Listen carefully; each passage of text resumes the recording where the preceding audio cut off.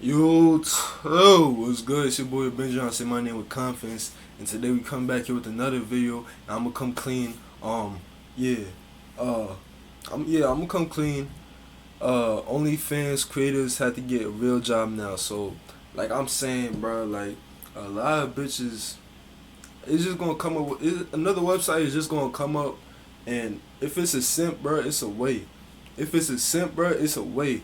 My homie spent 2 racks on a OnlyFans, bro. Sending the bitch tips, bro. 2 racks, bro. I ain't gonna say no names, you know what I'm saying? But I feel like this shit is a menace to society, so we gonna go ahead and see what these boys got to say. We gonna go ahead and skim through the video because it is kind of long. We on the road to 400 subscribers. Make sure you go ahead and subscribe if you are not already subscribed. You know what I'm saying? Because it's gonna be a future favorite YouTuber, and you don't even know it yet. But we're gonna go ahead and see what they talking about, bro. OnlyFans is spiraling out of control. It's probably gonna disappear, but don't worry, guys. We got you covered. Not only in this video, but also down in the link below. We got Patreon. Oh, we do. Content over there, dog. No news, though. No news. Okay. No news. Other kind of content, though. OnlyFans is coming out with this thing called OnlyFans TV, where you can be nude, but no explicit content, no prawn is prohibited from OnlyFans TV, and it's like the brand-friendly version of OnlyFans. So they're trying to put their toe a little bit deeper into the more brand-friendly world, where if you really stop and think about it, no, you know what? We'll get to that later. If they fail to remain untouched, this is an expansion, asterisk, yes and no, because today we saw the news and headline, OnlyFans to block sexually explicit videos starting in October, with Bloomberg reporting that OnlyFans is getting out of the pornography business. That's crazy.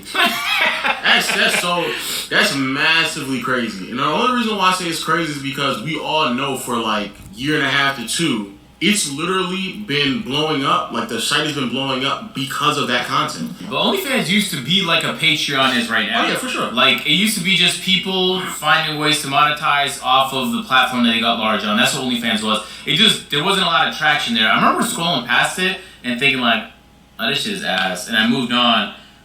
But they, I guess, found themselves an identity through Prawn. Well, I think it said $2 billion. They pulled $2 billion. Oh my god! And you know where 95% of it came from. All adult stars equally on the platform. Right, creators like Corinna Kopp or Tana Mojo that might post nude photos or nude videos will still likely be fine. This because nude photos and nude videos will still be allowed so long as they're consistent with OnlyFans' updated policies, which are not available to the public yet, but it does appear that OnlyFans is drawing the line at actual sex, right? So creators like Michael Plug, Belle Delphine. With this, we've already seen a number of big reactions. Creators like Laura Lux tweeted, "My content is only topless/implied nude, so this isn't going to affect me personally, but holy shit, it's going to hurt a lot of my friends. I think we all saw it coming, but goddamn." But as Axios explains, part of the problem here could just be the pornography. Noting some VC funds are prohibited from investing in adult content per limited partnership agreements. Oh, hold on. Ruining their identity as a result. Unfortunately, it is going to come at the cost of a lot of content creators. A lot of people. A lot of people. Yeah. I think that a platform that is already deciding to do. Yo, this is one bitch. Listen, excuse my French. This is one woman that I've always said. This is a motto that I say, right? Some females look better with their clothes on. I'm gonna leave it at that, bro. You know what I'm saying? Some females look better with their clothes on. All right? To do this is not going to change their minds. I believe, they want to be more brand friendly and they want to be in the app store. Like, I'm assuming that these are their motivations. And I don't think that anything that we do will change their minds because honestly, no platforms care about sex workers. I lost my Instagram in January and I hadn't been active for 4 months. It doesn't matter. So my plan, right, as of now, as of just finding out, is to delete all the content that would break the rules, I assume, and just, leave the nude photos and stuff because I do have a huge following on there. And How do you feel about it? Actually, I want to how do you feel about it? I feel bad because we should normalize it. There's nothing crazy about it to a certain extent, but also I don't have kids, but if I had a daughter and she scrolled past and saw someone getting fucked on IG, I'd be pretty furious about that. So these platforms have terms of service that they follow because they want to appeal to advertisers, and they enforce them with Twitch and YouTube very strictly. They'll murk you from the website if you even think about violating one of them.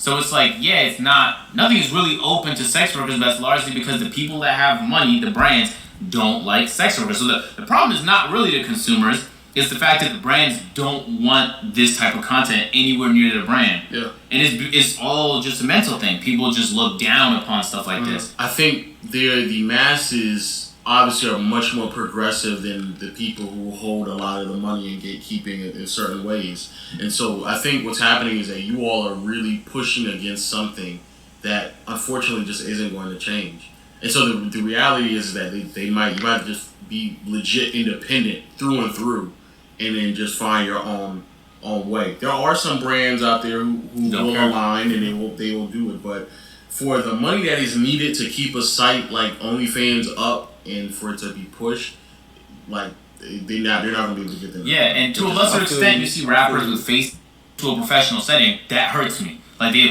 it'd be like to a larger extent if I told money, right? But y'all just I'm just skimming through the video. You know what I'm saying? If you listen. If you want to watch a video on your own, let me stop.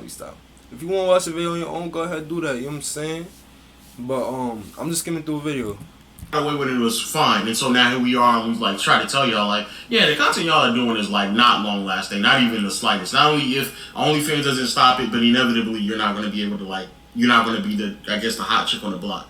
However, a fact. The reason why it's not like the story we're leading with is because I still believe the net of like this many people potentially losing a substantial amount of income that's me and my opinion. It's a much bigger story. Also, Lena, I have to ask, I mean, one of the words I keep seeing pop up from creators impacted by this, or even just kind of people watching, is betrayal. Like, do you feel that word describes this situation? Yeah, I feel very betrayed, and I do think that we completely built the platform, and we made it big, and then there was, I talked to Tana Mojo before she joined OnlyFans, and she was skeptical. She was like, this is a very porny sort of platform. I don't know if I want to be associated with it. Maybe I'll do something like Patreon. But then, no, it became more mainstream, and they got more influencers on it.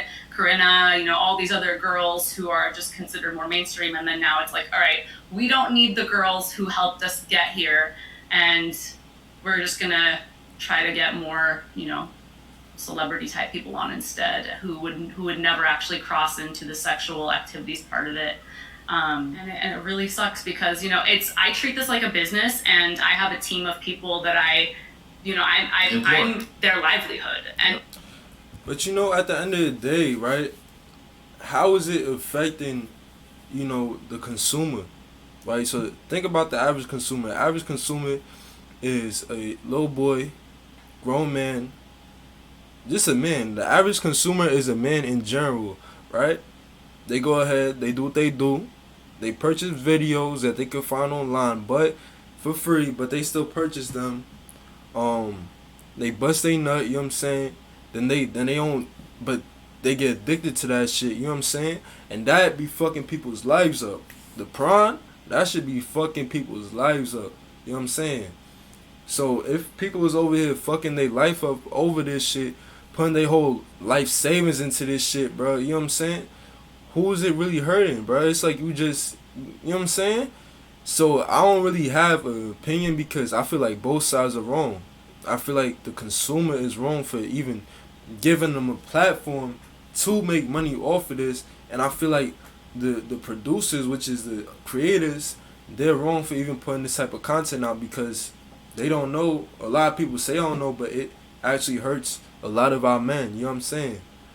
And then it comes back around and hurts y'all because you like, oh, now these dudes want a relationship, they just want to pipe, Well, yeah, of course we just want to pipe because that's all we see, you know what I'm saying? Like, I feel like at least 50% of the women that a man sees in a day, they gonna think about some type of sexual act with them, you know what I'm saying? And that's just lowballing it, you know what I'm saying? So it's really a conversation to be had, but I'm happy that these boys, like, that they brought this subject up. Yeah, so go ahead, tell me what y'all think about this situation down below in the comments. And yeah, I'm gonna see y'all in the next video, alright? Peace.